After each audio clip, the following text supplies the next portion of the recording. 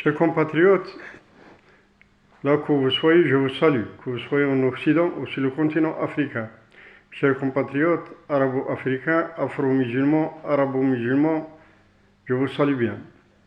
Ces derniers jours, les adeptes du triangle du mal, à savoir l'impérialisme américain, le sionisme international et le néocolonialisme occidental, s'est vu dans ces laboratoires secrets, bien sûr, en train d'étudier l'impact de la réunion qui se tenait à Cape Town, en Afrique du Sud, des membres des BRICS, et c'était pour eux la question la plus importante de leur existence, parce que ça tient d'une certaine manière à être ou ne pas être en tant que pôle unique, c'est-à-dire l'oncle Sam comme gendarme du monde, et les pays européens se valaient à sa traîne, bien sûr. Le sionisme international en empereur, c'est lui et grâce à lui que se décident les choses. Mais les membres du BRICS ont affirmé et ont confirmé leur continuité dans leur entreprise renouvelatrice qui se veut a priori économique, social, d'un ordre nouveau. Donc l'établissement de cet nouvel ordre inquiète le triangle du mal. Et c'est dans cette contexture-là que les uns et les autres essaient de saboter cette entreprise. Mais ils ne peuvent rien, parce que le temps en marche a accéléré sa vitesse, et actuellement 19 pays, et pas des moindres, ont avancé leur demande d'adhésion au BRICS, qui sera bien sûr étudié, qui a été étudié longuement par les ministres des Affaires étrangères du BRICS, et qui sera soit confirmé ou infirmé lors du sommet du BRICS qui se tiendra à la fin du mois de juillet, au début août, bien sûr, en Afrique du Sud. Et l'Afrique du Sud abritera ce sommet, et M. Poutine, en tant que président de la Russie, va y assister. La CPI ne pourra pas l'empêcher. Et l'Afrique du Sud ne va pas appliquer les demandes d'arrestation ou d'interception de M. Poutine sur son sol, comme elle l'a fait avec M. Omar al-Bashir, président du Soudan. Donc, la CPI, on lui a posé une question de par quelques pays dans le monde et de par quelques politologues. Pourquoi George Bush n'a-t-il pas été déclaré coupable en agressant l'Irak? À la suite de cette agression américaine, il y a eu 1 500 000 morts irakiens, et l'Irak est devenu 200 ans en arrière. Comment Sarkozy et BHR n'ont-ils pas été arrêtés et condamnés par leur invasion de la Libye et la tuerie du colonel Kadhafi, Tony Blair, Dick Cheney, etc., etc. Tout ce monde-là n'a pas été inquiété et ne sera pas inquiété parce que le gendarme du monde, l'oncle Sam, le veut, le désire. Alors il la pose comme règle.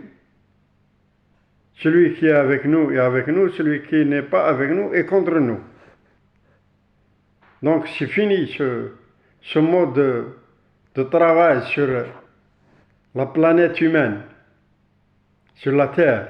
Non, il faut qu'il y ait un ordre nouveau, un ordre qui sera établi, un ordre de justice sociale, un ordre de justice économique, un ordre de justice financière. Ce ne sera plus le Club de Paris, ni le FMI, ni le Fonds monétaire, ni la Banque mondiale, ni les autres organes économiques et financiers de toute la planète. Non, on ne peut pas imposer à qui que ce soit, de manière à ce qu'on l'oblige à s'agenouiller et à demander, et avec une indulgence, l'aide qu'on lui doit avancer. Et on lui doit avancer cette aide sous des conditions. Et les conditions lesquelles, ce sont des conditions du triangle du mal, à savoir l'impérialisme américain, le sionisme international et le colonialisme occidental, se soumettre à leurs lois, à leurs exigences, à leurs intérêts, à leurs bénéfices. Sinon, on ne vous donne rien, on ne vous aide pas et on vous déclare persona non grata. C'est ça le système économique mondial à lequel a régi le monde depuis la Deuxième Guerre mondiale jusqu'à nos jours. Donc le BRICS, mes chers compatriotes, c'est une nouvelle bouée de sauvetage pour toute l'humanité, non seulement pour les pays africains, latino-américains ou les petits pays asiatiques, non, pour toute l'humanité, cette bouée de sauvetage est venue peut-être sauver le monde de sa dérive et sauver le monde du joug ou du triangle du mal. Donc, c'est dans ce cadre-là que certains laboratoires secrets travaillent à porter des coups à des pays, ça et là, de par le monde, afin qu'ils ne rejoignent pas le BRICS. On leur a demandé ça officiellement, ouvertement, mais on leur fait savoir par des coups bas, des coups de dessous de table, que si vous rejoignez le BRICS, vous serez indexés comme ennemis aux adeptes du triangle du mal, à savoir, bien sûr, le néocolonialisme occidental, le sionisme international et l'impérialisme américain. Mais les pays africains, les pays latino-américains, les pays asiatiques, maintenant ne regardent plus l'oncle Sam comme étant le seul gendarme du monde, mais ils désirent s'ouvrir sur d'autres champs, sur d'autres visions, et la meilleure des visions, c'est celle du BRICS. Nous espérons bien sûr que l'élargissement à plusieurs pays donnera au BRICS une force économique, une force démographique, une force géographique, une force géostratégique, une force géopolitique, et qui fera fléchir sa balance pour son côté contre le groupe des 7, contre le G7, bien sûr, et le G7 à lui seul représente le triangle du mal. C'est dans ce cadre-là que des pays tels que l'Argentine, le Venezuela, le Nigeria, l'Iran, l'Algérie, l'Arabie Saoudite et d'autres encore ont avancé leur demande pour adhérer au BRICS.